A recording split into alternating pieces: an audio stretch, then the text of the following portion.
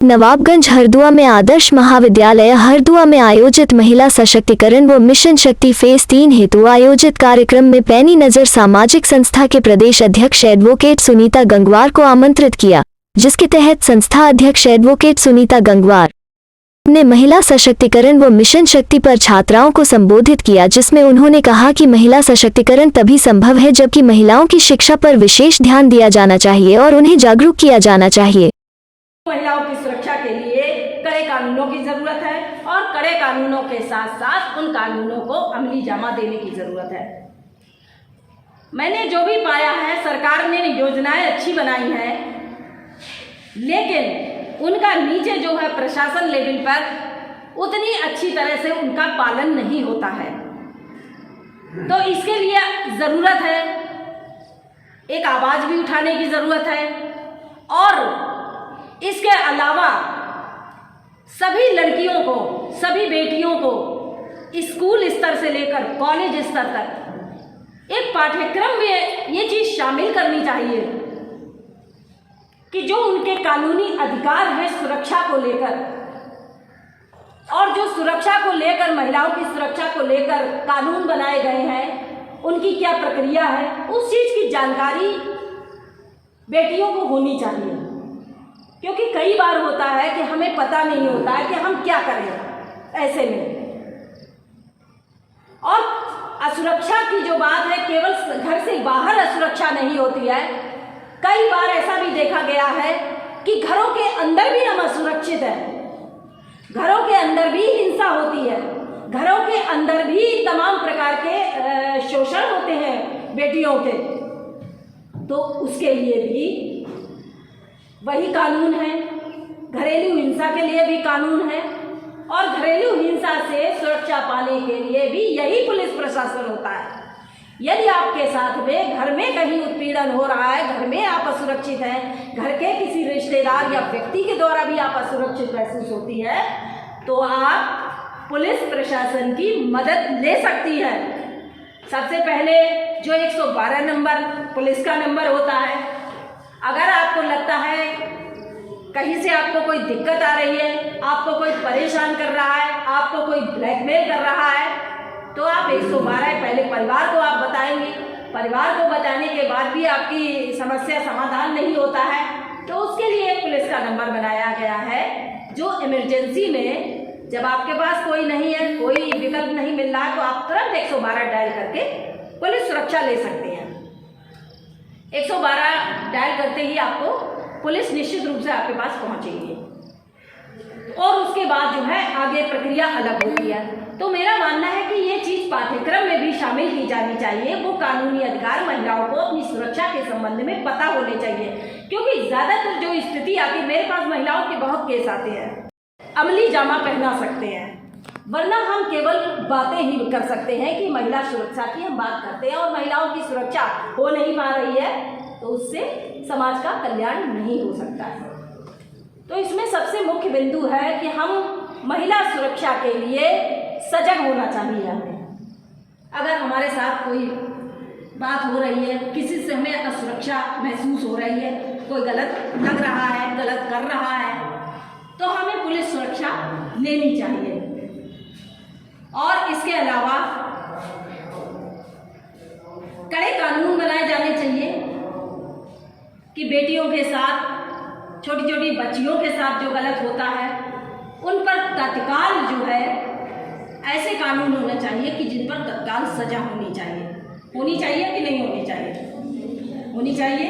ये नहीं कि उसको इतने लंबे समय तक विलंब में रखा जाए, पेंडिंग रखा जाए, तब जाके उस पर जो है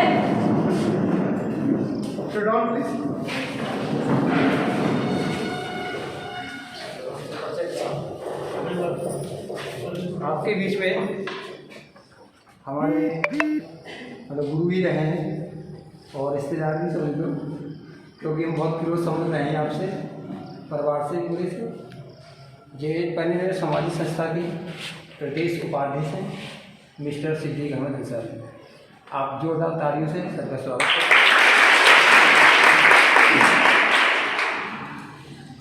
अभी आपके बीच में सिद्दीक अहमद अंसारी जी जो आए हैं वो एक शिक्षक भी रह चुकी है और हमारी संस्था के साथ में पैनी नज़र सामाजिक संस्था के साथ में जुड़े हुए हैं, लगभग 1 साल से जुड़े हुए हैं और उन्होंने संस्था के उपाध्यक्ष पद पे हैं और बखूबी उन्होंने संस्था का पूरा सहयोग किया है।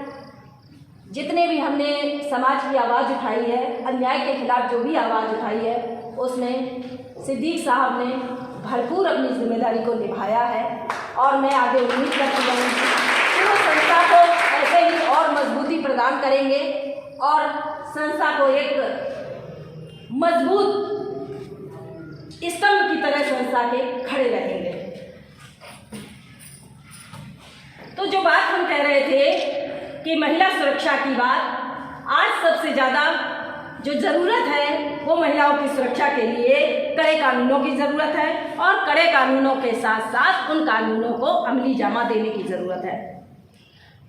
मैंने जो भी पाया है, सरकार ने 12 नंबर को डायल करिए, चाहे घर में वो हिंसा हो, चाहे वो बाहर हो, किसी भी तरह का कहीं भी उत्पीड़न आपको लगता हो तो आप 112 की मदद अवश्य लेनी चाहिए। और उसके बाद जो है स्वयं भी अपने आप को अंदर से हिम्मत रखिए, मजबूत बनाइए और सबसे जरूरी चीज़ होती है कि जानकारी। जितनी आपकी नॉलेज बढ़ेगी इस संबंध में, जितनी आपकी जानकारी बढ़ेगी उतना ही आप मजबूत हो पाएंगे। और ये कहना चाहूँगी मैं कि जो भी है सरकार से हमारी एक संस्था होने के नाते मेरी ये मांग रहती है कि जो भी सरकार नियम कानून बनाती है उसको धरातल पे होना चाहिए, जो कि धरातल पे नहीं दिखाई देता है, धरातल पे कम है। तो मेरा थानों में अक्सर आना जाना रहता है, समस्याएं लड़कियों की आती हैं, महिलाओं की भी आती हैं, तो उस संबंध में मुझे थाने जाना पड़ता है। जहाँ पर थाने की व्यवस्थाएं मैं देखती हूँ तो मुझे वो व्यवस्थाएं समझ में नहीं आती है, ठीक नहीं होती हैं। तो इसके लिए मैं सरकार से भी ये मांग रहती हूँ कि थानों में पुलिस जो है सही से काम नहीं करती है। तो इसके लिए जो है महिला सशक्तिकरण पर मैं इतना ही कहूँगी कि सबसे पहले आपको जागरूक होना है। जब आप जागरूक होंगे तो समाज जागरूक होगा, समाज जागरूक होगा तभी कानून व्यवस्थाएं भी कहीं ना कहीं जब आप जागरूक होंगे तो उनको भी करना पड़ेगा। और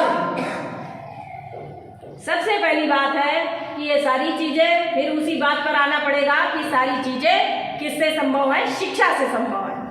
जब तक आप महिला समाज शिक्षित नहीं होगा तो महिला समाज सुरक्षित भी नहीं हो सकता है, उतना सुरक्षित नहीं हो पाएगा, कोशिश कितनी भी कर ली जाए। इसलिए शिक्षा बहुत ज़रूरी है। शिक्षा सबसे बड़ा हथियार है जिससे हम अपने अधिकारों की लड़ाई लड़ सकते हैं। और इसी के साथ मैं अपनी बात को विराम देती हूँ और मैं उम्मीद करती हूँ कि हमारी बेटियाँ जो यहाँ पर बैठी हैं मेरी बात को समझ पाई होंगी और कभी भी उनको कोई दिक्कत आई होगी तो मैंने जो बताया है उस पर अमल करेंगी।